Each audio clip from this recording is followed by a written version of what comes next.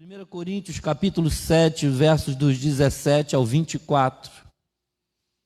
1 Coríntios capítulo 7, dos versos 17 a 24.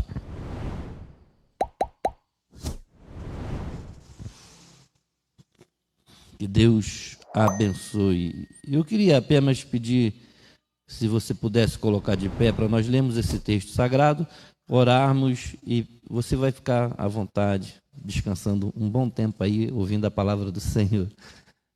Que Deus abençoe. Obrigado. Diz o texto sagrado, verso 17: ande cada um segundo o Senhor lhe tem distribuído, cada um conforme Deus o tem chamado. É assim que ordeno em todas as igrejas. Foi alguém chamado estando circunciso? Não desfaça a circuncisão. Foi alguém chamado estando incircunciso?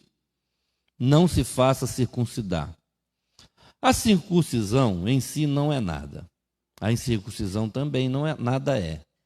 Mas o que vale é guardar as ordenanças de Deus. Cada um permaneça na vocação em que foi chamado. Foste chamado sendo escravo? Não te preocupes com isso. Mas se ainda podes tornar-te livre, aproveita a oportunidade. Porque o que foi chamado no Senhor sendo escravo é liberto do Senhor.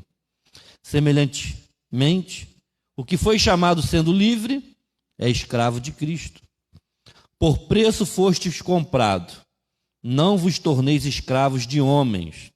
Irmãos, cada um permaneça diante de Deus naquilo em que foi chamado.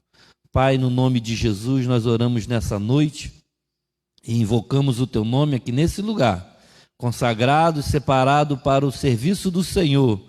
E, ó Pai, que nesse momento entregamos, ó Deus, a igreja, a minha vida em Tuas mãos. Senhor, que o Senhor possa nos dar a revelação na Tua palavra, que o Senhor venha conduzir, ó Deus, a palavra, que ela possa alcançar o propósito para o qual ela foi enviada. Traga luz ao nosso entendimento, que todo pensamento, toda mente esteja cativa a obedecer a Tua palavra, e que venha o Teu reino sobre este lugar, e que seja feita a Tua vontade. Abençoa, Pai, que não somente os irmãos que estão aqui no templo, mas aqueles que estão em casa, acompanhando pela internet, que a bênção da revelação venha sobre nós nessa noite, em o nome de Jesus. Amém e amém. Você pode dizer um amém? Pode se assentar. Querido, eu falei, o tema da mensagem de hoje é o perigo de sair do lugar que Deus te colocou. O apóstolo Paulo, o contexto dessa palavra que nós estamos lendo, se você abrir a sua Bíblia, você vai ver, de uma forma mais ampla, o contexto tem a ver com a vida pessoal daqueles irmãos que estavam ali falando sobre questões de casamento, relacionamento conjugal, e o debate ia em torno disso, sobre casar de novo, descasar, essa coisa toda, mas não é isso que nós queremos falar.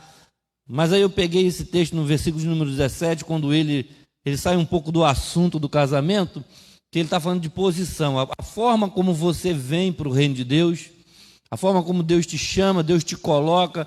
Quando Deus te chama, Ele te coloca no lugar. E aí você precisa entender o que Deus está fazendo e ficar no lugar que Deus mandou você ficar. Até que Ele fale para você sair dali, até que Ele te dê uma direção. Por isso que Ele fala, cada um ande como Deus lhe repartiu. Cada um como o Senhor o chamou. É o que ordena em todas as igrejas. A ordem do apóstolo Paulo. Porque o debate naquela época era amplo, era muito grande.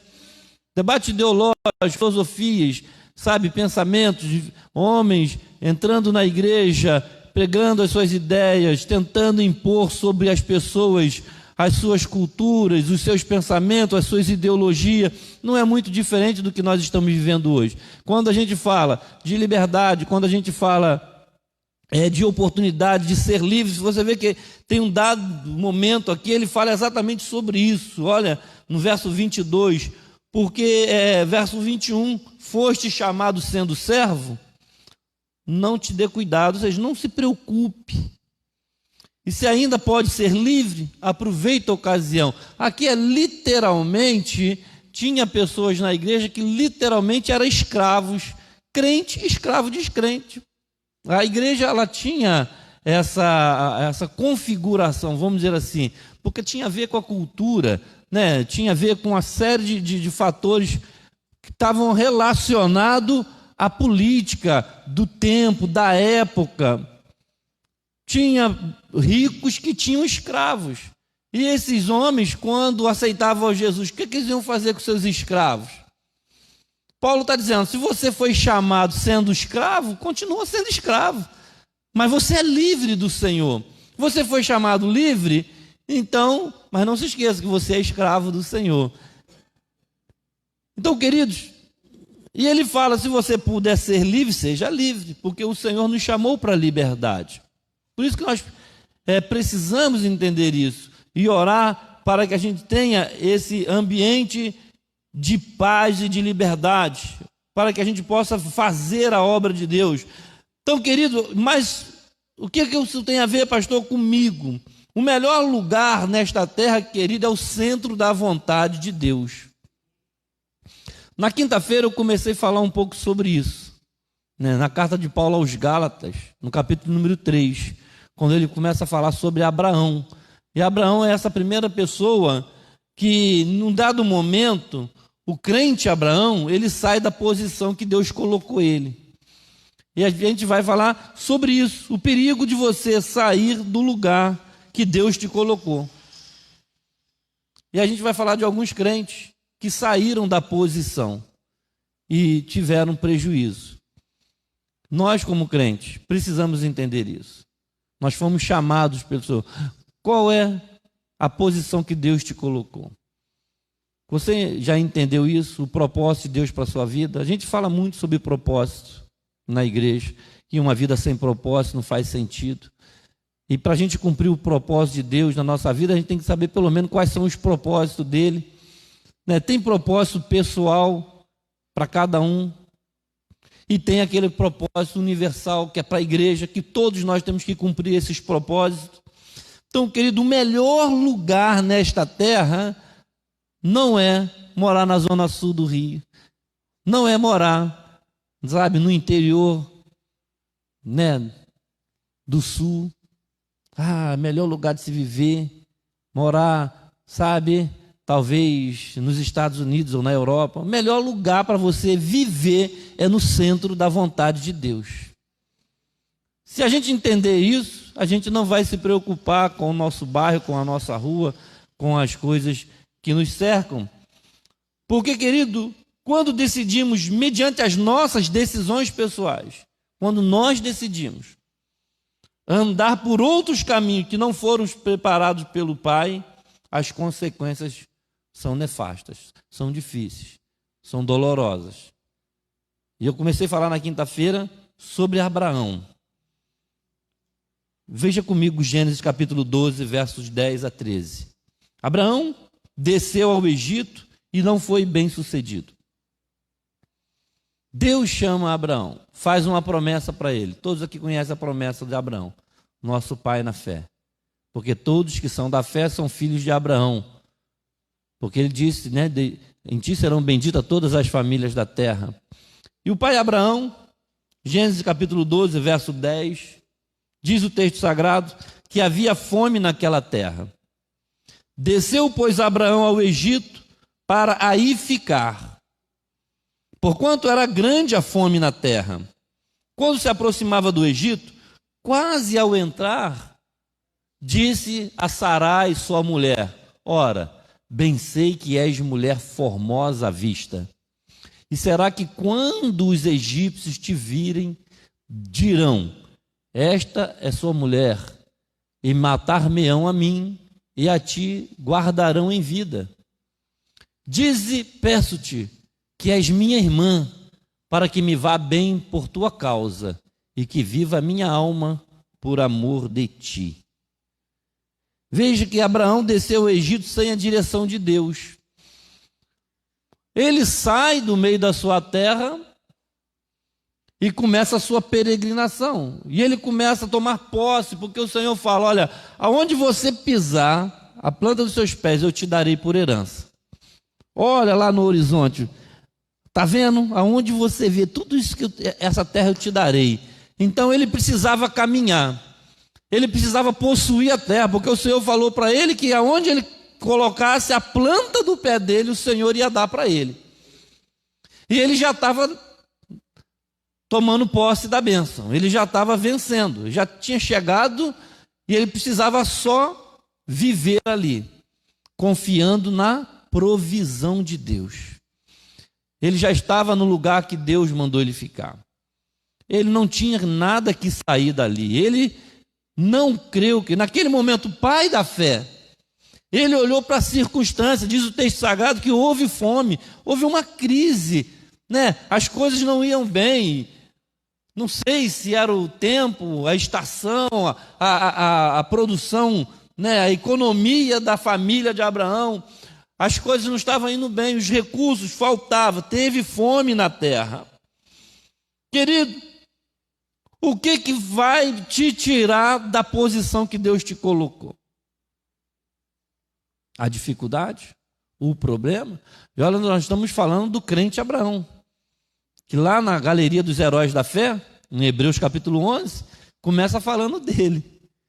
Abraão, o pai da fé, teve um momento que a dificuldade foi tremenda, que ele olhou e ele vai falhar. Veja, querido, como é perigoso você tentar resolver os problemas da sua maneira. Eu falava isso na quinta-feira. Sabe, dentro da ótica do apóstolo Pedro. E agora o apóstolo Paulo, ele também está falando, não de fato, o apóstolo Paulo mesmo, que a carta aos Gálatas é Paulo, mas ali ele mesmo está dizendo sobre isso, que Abraão, embora cresça, ele sai, mas em um dado momento da caminhada da nossa vida espiritual, a gente se vê em dificuldades. Quem aqui nunca enfrentou uma dificuldade? Ninguém, né, pastor? Ninguém. Imagina, acabamos de viver aí uma pandemia, ainda estamos, né?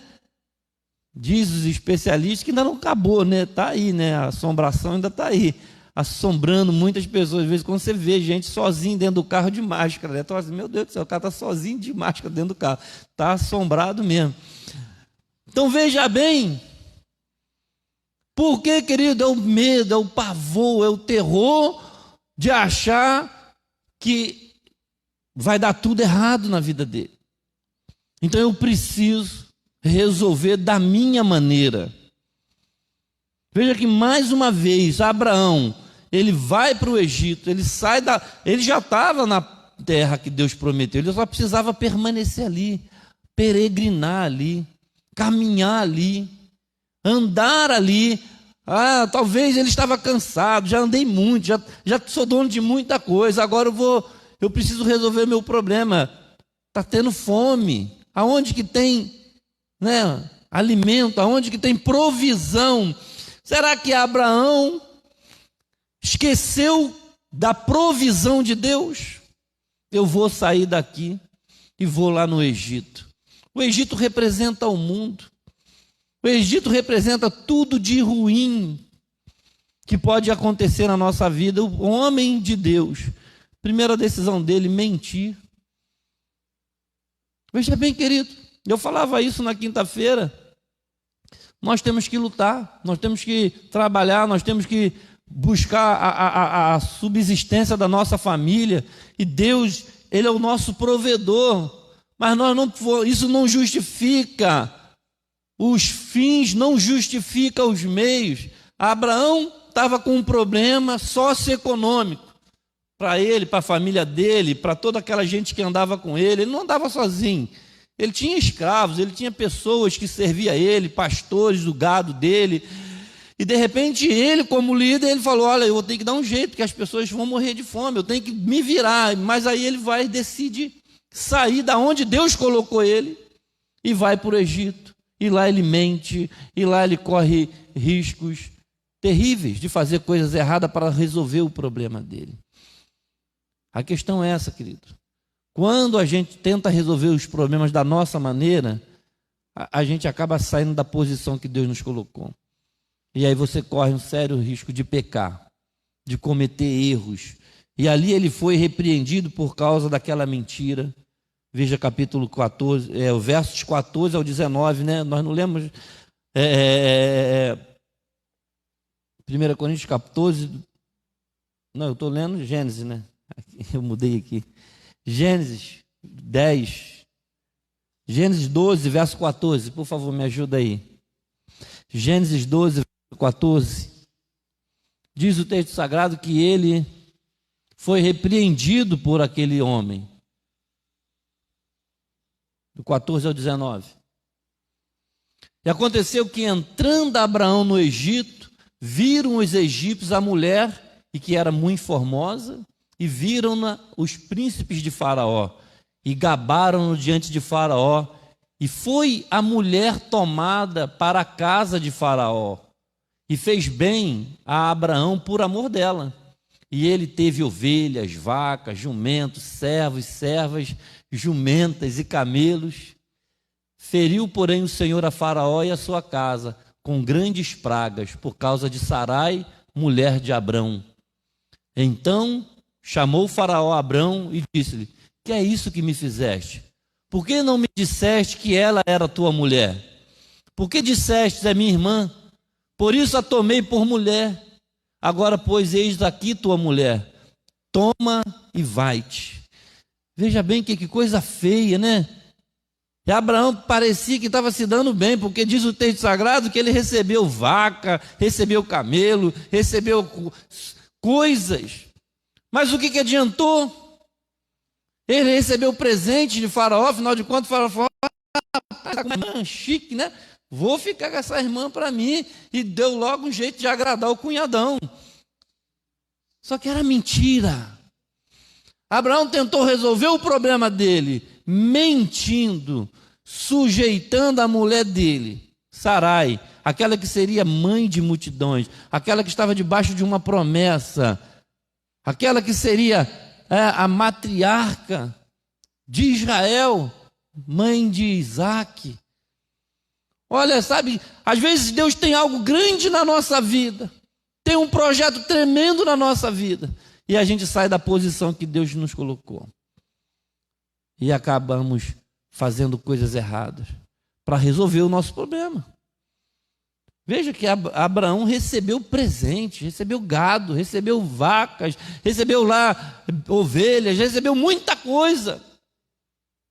E por último passou uma vergonha danada, porque o Senhor estava vendo tudo aquilo. Então, querido, eu não sei se isso tem a ver com você. Sabe a posição que você está. Você é um servo do Senhor, você é uma serva do Senhor. E você vai sair da posição que Deus te colocou por causa dos problemas? Essa é uma posição, essa é uma decisão que nós temos que tomar. Acreditar que Deus é o provedor. Uma outra pessoa, também quero compartilhar, um outro exemplo na Bíblia. Eu quero falar de alguns crentes que saíram da posição. O outro é Ló. Ló mudou-se para Sodoma. Ló, o sobrinho de Abraão, a coisa estava dentro da família ali, né? Ló mudou-se para Sodoma. Sodoma também representa o mundo. E perdeu tudo. Quando aconteceu a separação entre Abraão e Ló, este escolheu aparentemente a melhor parte e perdeu tudo. Sabe, Abraão ele detinha a bênção e a promessa, né? E Ló, ele sai com Abraão e vão para essa mesma peregrinação. Só que em um dado momento, né, houve ali um conflito entre os pastores de Abraão e os pastores de Ló, e Abraão, né, e eles vão decidir, né? Abraão vai falar: olha, se você for para a direita, eu vou para a esquerda. Então, assim, a gente precisa resolver esse problema. Escolhe para onde você quer ir. Abraão deu essa liberdade para o seu sobrinho. E agora, o que o sobrinho dele faz? Olhou para as campinas, né, diz o texto sagrado, Gênesis capítulo 13, versos de 11 a 13, eu quero ler com você. Gênesis capítulo 13, versos de 11 a 13. Ló poderia ter tentado resolver os problemas, né, de intriga entre os pastores, entre a família, e ficar debaixo da bênção com Abraão. Afinal de contas, Abraão tinha promessa. Ele estava no lugar certo, com a pessoa certa. Mas ele parece que entra uma coisa no coração de Ló, e ele decide então ir para um lugar melhor. Aparentemente era um lugar melhor. Sodoma, diz o texto sagrado, vamos ler, Gênesis capítulo 13, verso de número 11. Então Ló escolheu para si toda a campina do Jordão, e partiu Ló para o oriente, e apartaram-se um do outro. Habitou Abrão na terra de Canaã, e Ló nas cidades da campina, e ia armando as suas tendas até Sodoma. Eram os homens de Sodoma. Ora, os homens de Sodoma eram maus e grandes pecadores contra o Senhor. Veja bem, aonde Ló foi se associar. Ele decide, querido, ir para junto de uma cidade que aparentemente era mais próspera, era uma região mais bacana, as pessoas, né? A coisa era melhor, porque Abraão ele está indo conquistar uma terra que aparentemente ele ia enfrentar muitas batalhas. Os irmãos viram que veio a fome, há pouco tempo atrás, lá no capítulo anterior, teve fome, eles tiveram, né, passaram por necessidade. Então Ló possivelmente falou, olha, eu estou crescendo, meus negócios estão dando certo, eu vou procurar um lugar melhor para mim. E se afasta do seu tio que estava com a bênção, e vai para as campinas. Mas perto de quem agora ele decidiu viver? Diz o texto sagrado, que eram homens pecadores contra o Senhor. Sabe, querido, eu fico preocupado, eu não sei se isso fala com você. Sabe, às vezes, a gente fica impressionado com a prosperidade dos ímpios, com a prosperidade dos pecadores, e a gente tentando acertar na casa do Senhor, na obra do Senhor, e as coisas vão ficando difíceis, e as coisas estão apertadas, e as coisas não dão certo. E aí você olha as campinas, que Sodoma representa o mundo. Lá está dando tudo certo, pastor. Mas os homens viviam longe de Deus. Mas estava dando bem, né? Eles tinham uma vida próspera, né? Eles tinham, teoricamente, alegria, prosperidade. Sodoma era desenvolvida, né? Sodoma era hoje, na linguagem de hoje, seria uma metrópole. Um lugar onde as pessoas eram evoluídas. Olha, todo mundo já ouviu falar sobre o pecado de Sodoma, né? A sodomia. As coisas lá eram bem mais avançadas. Eles já eram muito mais, vamos dizer assim, pessoas descoladas, né? Talvez o mundo atrai muitas pessoas por essa ideia da liberdade, de fazer o que quiser, e eles prosperam, e eles vão avançando, ideologicamente são mais avançados. Era mais ou menos o perfil, mas diz o texto sagrado que eram homens que pecavam contra o Senhor. E exatamente, querido, Ló decide andar com essas pessoas. Ló decide viver. E a Bíblia diz, querido, que Ló era justo. Nós não estamos falando de um incrédulo qualquer. Nós estamos falando de crente.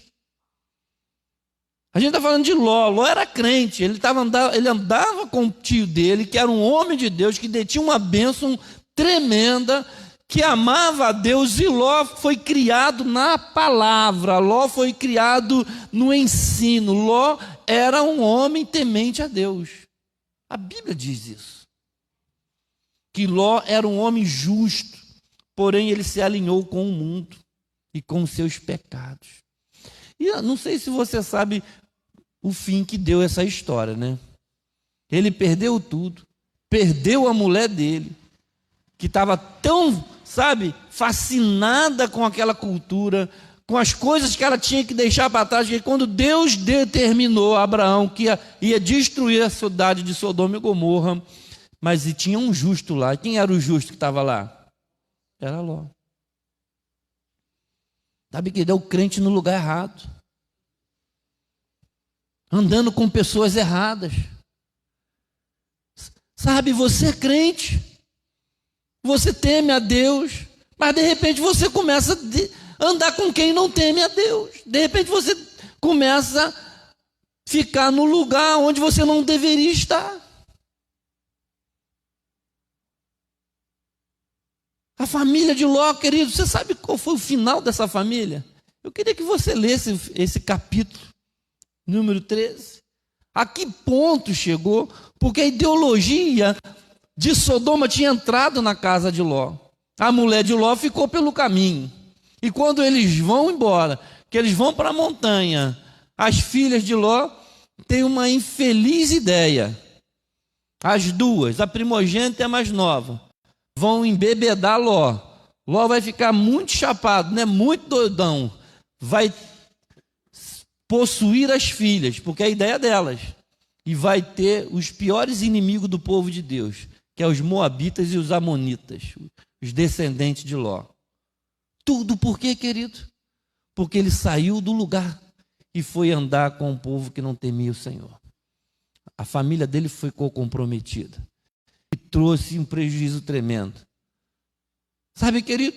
Sair da posição, você está no corpo de Cristo, você está na igreja, você está servindo a Deus, mas de repente você fica fascinado com o mundo, de repente você acha que as oportunidades lá são melhores do que aqui.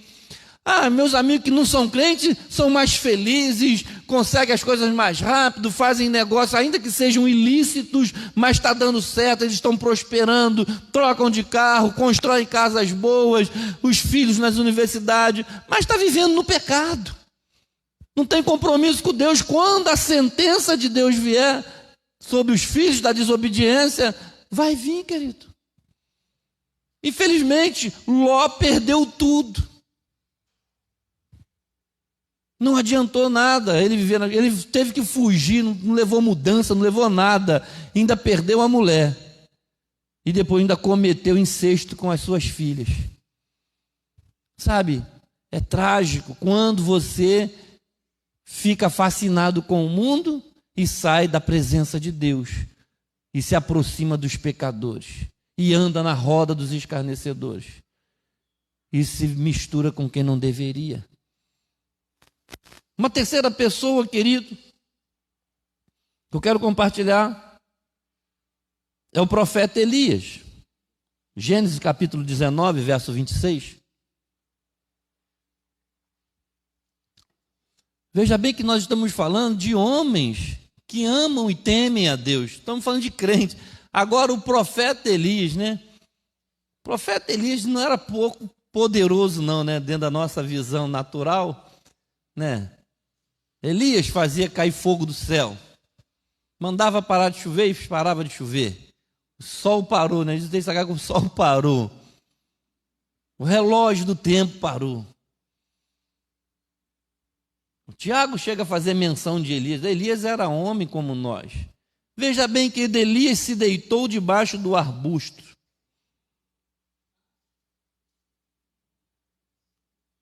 Reis, desculpa, eu estava lendo aqui, né? Mandei ler Gênesis, né? 19, 26, ainda estava falando da mulher de Ló. A mulher de Ló olhou para trás e se converteu numa estátua de sal. 1 Reis, capítulo 19, desculpa. Elias se deitou debaixo do arbusto, fugindo de Jezabel, em vez de estar no Carmelo. O Monte Carmelo foi aonde Deus usava Elias, né? O profeta Elias no Monte Carmelo, né? Tem até aquele louvor. Um dia Elias no Monte Carmelo E a coisa era lá, sabe? Os profetas de Baal vinham, Elias falava, desça fogo do céu, e pô, fogo que matava todo mundo, porque ele era homem de Deus. Ele denunciava o pecado do rei, denunciava. Quem era o rei? Acabe.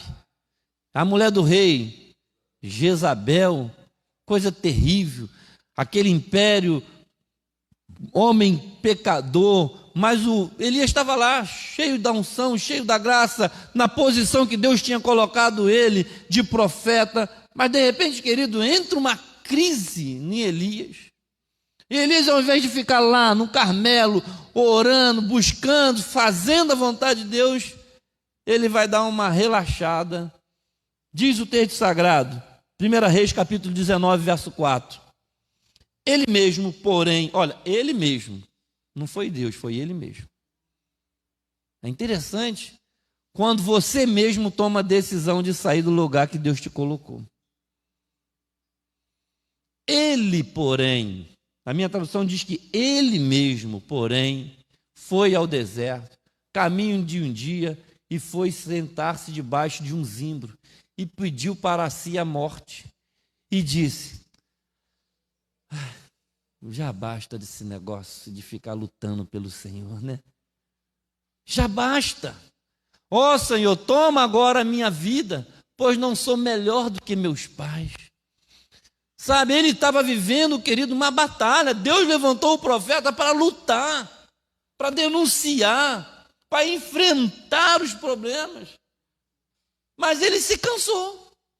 Ele falou, eu vou sair, vou dar uma relaxada, eu vou, sabe, vou dar uma caminhada por aí, vou dar um tempo dessa batalha. É muita batalha, irmãos, era muita batalha. Jezabel, e ela mandava lá os profetas, os soldados, né? Aquela guarnição de Faraó, não, lá do rei Acabe, e Elias estava ali, com a autoridade de Deus, consumia aqueles profetas, ele falava com o Senhor, Senhor, eu sou homem de Deus. Teve o desafio lá dos profetas de Baal, a água, né? Diz que o fogo lambeu a água que estava lá. Elias arruma o altar, e os profetas de Baal ficaram passando vergonha. Veja bem, querido, quando você está na batalha do Senhor, você está na posição que Deus te chamou, as coisas vão dando certo, mas de repente você decide parar. De repente você decide, ele mesmo foi para o deserto, andou um dia e falou, não aguento mais essa luta. Eu sou homem de Deus, não sei o que passou na mente de Elias naquele dia. Sabe, eu não sei o que passa na sua mente quando você está enfrentando muitas batalhas e fala assim, Senhor, eu não estou aguentando mais essas batalhas. Senhor, eu vou dar um tempo, sabe? Hoje eu não vou para a igreja, hoje eu não vou orar, porque, sabe, eu acabo de resolver um problema, aparece outro. Elias acabava de vencer uma batalha, levantava outra. Sabe que é assim a nossa vida, é assim a nossa batalha. Se Deus te colocou nessa posição e está vindo batalha, eu falei que a nossa irmã cantou, aconteça o que acontecer, venha o que vier, você tem que permanecer. Sabe? Está aí o mundo preocupado, o país preocupado com eleição. Aconteça o que acontecer, querido. Se vier a perseguição, se vier a tribulação, se aumentar o desemprego, se aumentar a aflição, o que pode piorar para nós, como igreja? A gente vai ter que continuar lutando do mesmo jeito. Se melhorar, a gente vai ter que continuar lutando, porque melhorou. Porque tem gente que não pode melhorar, né? Tem gente que tem que ver na prova, que se tiver 10 reais a mais, faz besteira. Pega os 10 reais e vai pecar. Então tem que ficar no R$1 mesmo, porque se tiver 10 reais, vai fazer besteira com troco. É assim. Tem gente que não pode prosperar. Tem que ver na dificuldade, que se prospera, desvia. E tem gente que não pode, né, viver na dificuldade, porque desvia porque está na dificuldade. Salomão falou, não me dê a riqueza nem a pobreza. Porque se me der a riqueza, eu desvio por causa da riqueza. Se me der a pobreza, eu desvio por causa da pobreza. Tem gente que está fora da igreja porque é pobre demais. Ah, Deus não me ama, Deus não me dá nada, eu não consigo isso, não consigo aquilo. Ó céus, né? Ó céus, ó vida. Minha vida é uma tragédia, nada, ninguém me ama, ninguém me quer. Ah, eu sou infeliz, Deus não me ouve, Deus não me ama, Deus não me ama. Aí é uma tristeza terrível, aí não serve a Deus porque está tudo ruim. O outro não consegue servir a Deus porque está tudo bom. Ah, eu não tenho tempo de ir para a igreja, eu troquei de carro, reformei minha casa, agora eu vou para a praia, eu comprei uma casa de praia, e agora eu vou para a igreja. Agora que eu estou com condições, o meu emprego bom, eu vou viajar, eu vou cuidar da minha vida, vou ser feliz. Você compreende que todo extremo é perigoso? Então, querido, a gente tem que ser fiel em qualquer momento. O apóstolo Paulo fala: tudo posso naquele que me fortalece, sei passar necessidade, sei ter abundância, posso todas as coisas. Nós precisamos ter equilíbrio, nós precisamos ter sabedoria. O profeta Elias estava ali numa batalha tremenda, mas de repente ele mesmo olhou para aquela luta toda, para aquela dificuldade toda e falou: vou dar um tempo. E aí entrou em crise. Falou: eu quero é morrer, sabe? Essa vida de profeta, essa vida de crente, não dá para mim não. Eu não vejo a hora que Deus me leve logo para a glória, me destrua. Tem gente que acelera o processo e se joga debaixo do trem. Ele fala assim: eu vou para o céu mesmo. Sabe, cara, o diabo engana as pessoas de tantas as maneiras. Eu não sei se isso faz sentido para você. Não sei se você parou, ou se está pensando em parar, ou não sei em que momento, se você está vivendo uma crise, que diz os especialistas que o que Elias teve foi realmente uma depressão. Alguns não aceitam essa ideia de que Elias teve depressão, que parece muito pesado, né? Depressão e crente é uma coisa que não combina. Mas é um fato que Elias entra numa caverna e passa a lamentar da vida e pedir a morte. E Deus vai falar para ele: Elias, sai daí, rapaz, aí não é onde eu te chamei. Deus não te chamou para viver assim, querido. Lamentando, pedindo a morte, sabe, reclamando de tudo. Deus quer você na batalha. Deus quer você lutando pela sua vida, pela sua casa, pela sua família, pelo seu povo, pela sua igreja, pelo evangelho, pelo reino, batalhar pela fé que uma vez foi dada a você. Mas você olhou, a dificuldade é muito grande, é muita batalha, eu vou dar um tempo. Aí você entra em crise. Você fala: irmão, por que está acontecendo? Pastor, não sei, sabe, eu estou tão desanimado. Ele entrou em crise porque saiu da posição. Entrou em crise porque não está no lugar que Deus te colocou. Quando estamos no centro da vontade de Deus, somos fortalecidos por Ele. Sabe, nós recebemos a paz de Deus que excede o entendimento. A gente recebe a força. Basta cada dia o seu próprio mal. Você vai ter força para lutar hoje. Amanhã, quando você acordar, você vai orar, falar: Senhor, me dá força para vencer esse dia na tua presença, para vencer os inimigos, para vencer a tentação, para vencer o pecado. Eu vou continuar lutando, porque a posição do crente, querido, é luta. Não se engane. A nossa batalha é real e nós temos armas, pastor. Deus não nos deixou com a mão na frente, outra atrás. Não, Ele nos deu autoridade, Ele nos deu poder, Ele nos deu ousadia, Ele nos deu armas espirituais, Ele nos dá força. Quando vamos ao deserto por nossa conta e risco, nós ficamos vulneráveis. Mas quando Deus está conosco, querido, Ele garante a vitória. Ele garantiu a vitória do povo dele no deserto. Ele abriu o mar, Ele deu...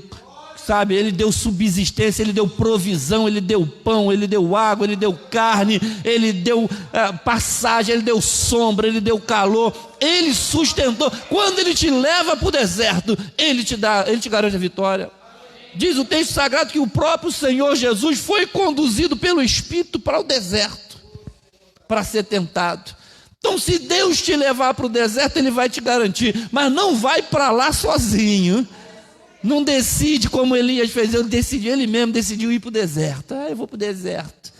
E aí entrou em crise, entrou em depressão e decidiu até querer morrer. Mas que Deus nos livre, querido, dessas coisas.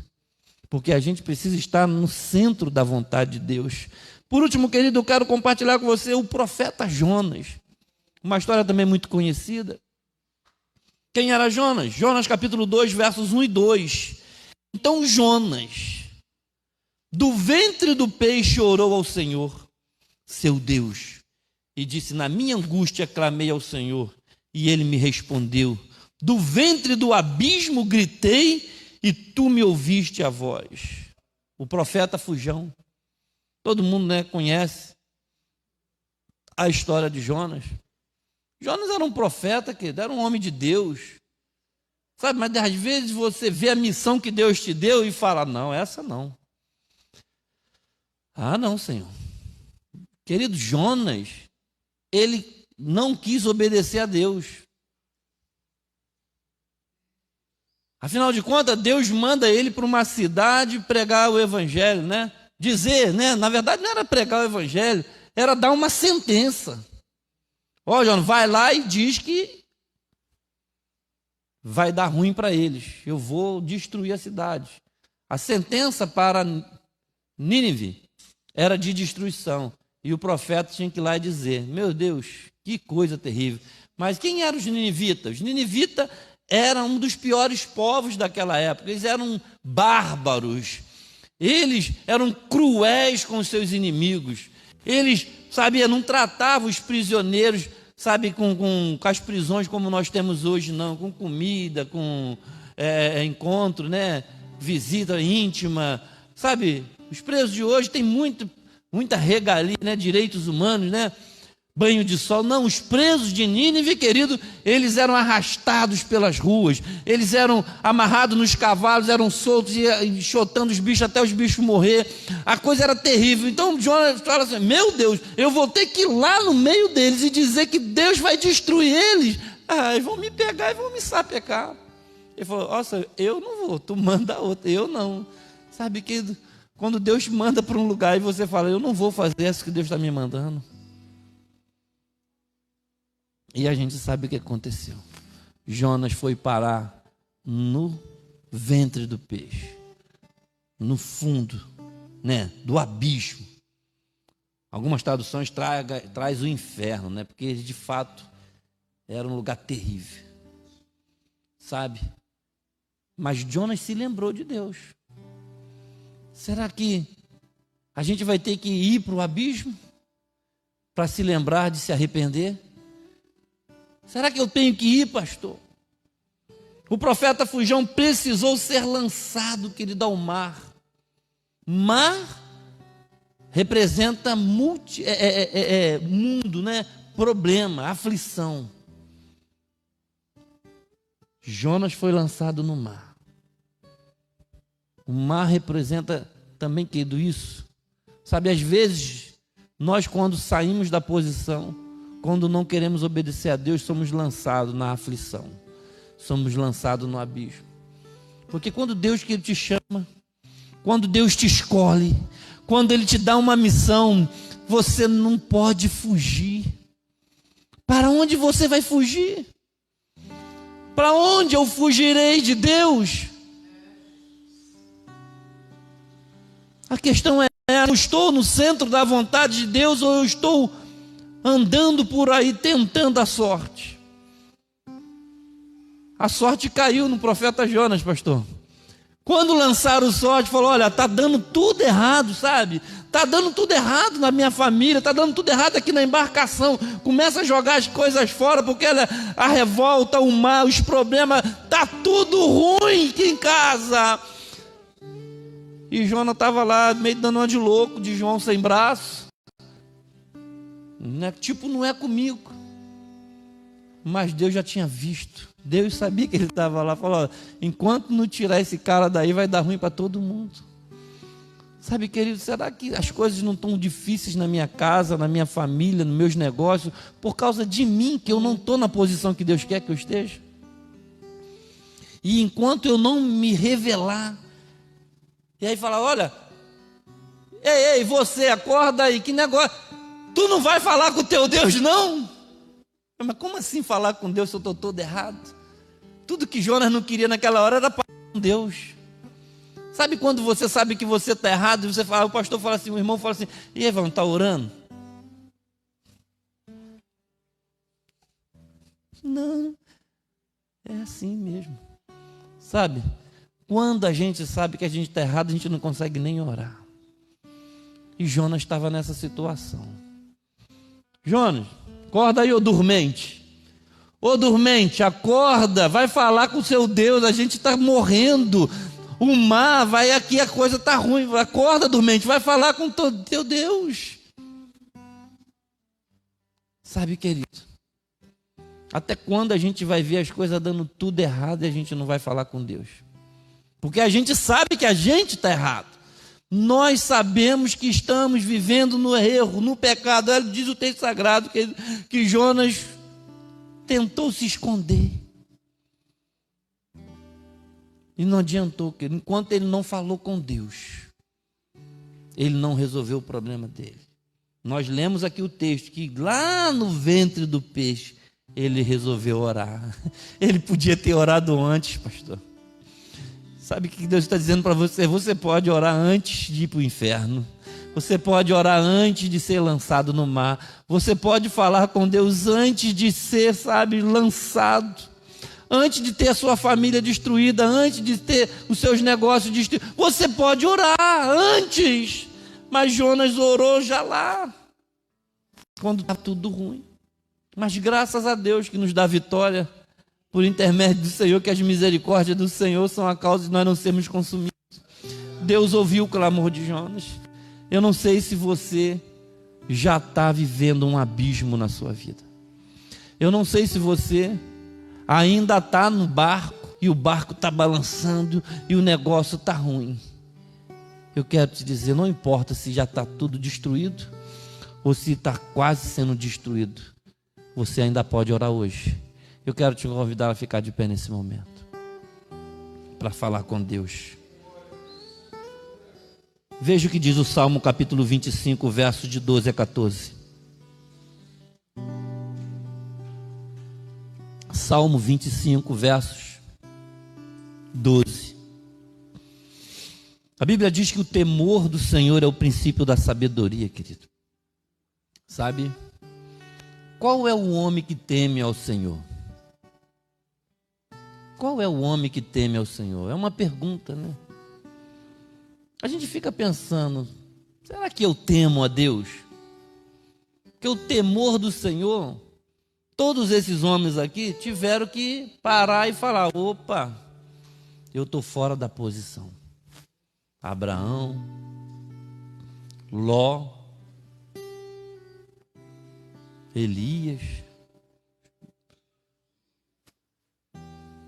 Hein, pastor? Jonas. Todos eles falaram, eu estou fora da posição. Não eram ímpios, sabe? Não eram pessoas que não tinham nada a ver com o povo. Eram crentes. Eram homens chamados, eram homens escolhidos por Deus, como você, como eu. Mas que em um dado momento saíram da posição. E qual é o homem que teme o Senhor? Esse homem, Deus o ensinará o caminho que deve escolher. O homem que teme o Senhor é aquele que o Senhor ensina a ele o caminho que ele deve escolher. É o caminho que você está escolhendo todo dia. Se você teme ao Senhor, olha, na prosperidade repousará a sua alma. 13, por favor. A sua alma pousará no bem, porque ele vai saber escolher. E a sua semente herdará a terra. A sua geração, seus filhos, seus netos, eles receberão a bênção por causa de você. A gente vê muitos jovens, talvez nós mesmos sofremos com as escolhas erradas dos nossos pais. Eu já falei aqui da minha própria vida pessoal. Eu sou fruto do pecado. Passei por muitas dificuldades nessa vida por erro dos meus pais. Eu não tenho sequer o nome do meu pai na minha certidão de nascimento. Erro dos meus pais. Olha o que ele está dizendo ali, a sua alma pousará no bem e a sua semente herdará a terra. Você quer que seus filhos sejam felizes, que a sua geração seja feliz? Faça a coisa certa hoje, porque eles vão colher o que você está plantando também. Porque se você teme ao Senhor, você sabe fazer escolhas. Tem muitos filhos sofrendo por causa do erro dos pais. Às vezes os pais não pensam nos filhos. Sabe, nós os crentes em Jesus temos que pensar nos nossos filhos. Até mesmo naqueles que são solteiros, que vão ter filhos no futuro. A decisão que você vai tomar hoje vai afetar na sua geração. Verso 14. O segredo do Senhor é com aqueles que o temem, e Ele lhes mostrará a sua aliança. Então o segredo de Deus, querido, é com aquele que teme a Ele. Sabe? Faça uma aliança com Deus. Saiba o que Deus tem de melhor para nós, como igreja, como família. Mas a gente precisa temer ao Senhor. A gente precisa fazer escolhas certas. O temor do Senhor vai nos ajudar a escolher certo. Tomar decisões certas, ficar na posição que Deus nos escolheu. A posição que Deus nos colocou. Posição de santidade, de temor, de amor. E não sair tomando atitude sem consultar a Deus. Em nome de Jesus, você pode orar comigo nesse momento? Tem uma canção? Curva a sua cabeça e vamos orar nesse momento. Pai, no nome de Jesus, Senhor, é para a honra e glória do Teu nome que nós existimos, Senhor. E se havemos pecado contra o Senhor, mais uma vez nos arrependemos, ó Pai. Nós não queremos sair de debaixo da bênção do Senhor. Senhor, se o Senhor nos chamou para esse tempo, para esse dia, para essa geração, para sermos o sal da terra, para sermos a luz do mundo, para demonstrar a essa sociedade que o Senhor é Deus, se o Senhor nos chamou para conquistar, ó Deus, para o Teu reino, para falarmos do Teu Evangelho, que o Senhor nos deu por herança filhos, igreja, grupos, famílias, que o Senhor nos ajude, ó Deus, a exercer o ministério que o Senhor nos colocou.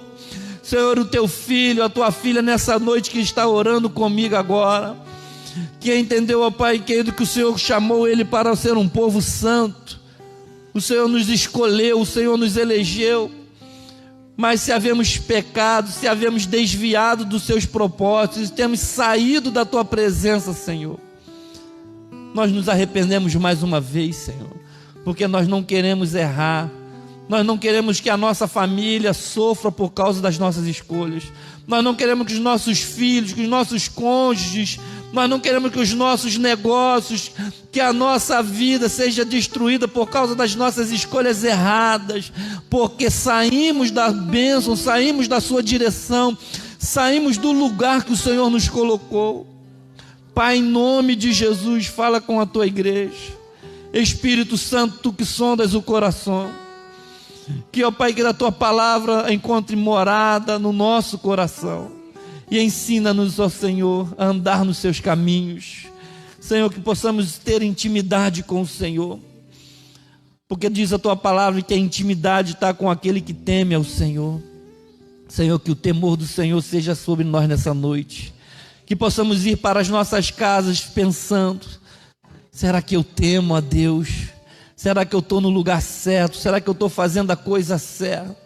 Será que eu estou debaixo da bênção ou eu estou fora dos propósitos de Deus? Ó Pai, Espírito Santo, revela ao nosso coração.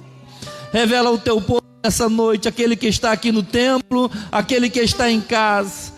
Por que eu parei? Por que eu não ando na vontade de Deus? Por que eu saí do caminho? Por que eu me desviei, Senhor?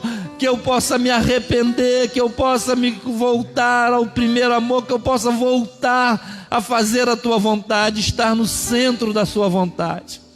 Senhor, eu Te peço no nome de Jesus, que o Senhor fale conosco, ó Pai, no nome de Jesus, em nome de Jesus. Você pode dizer um amém?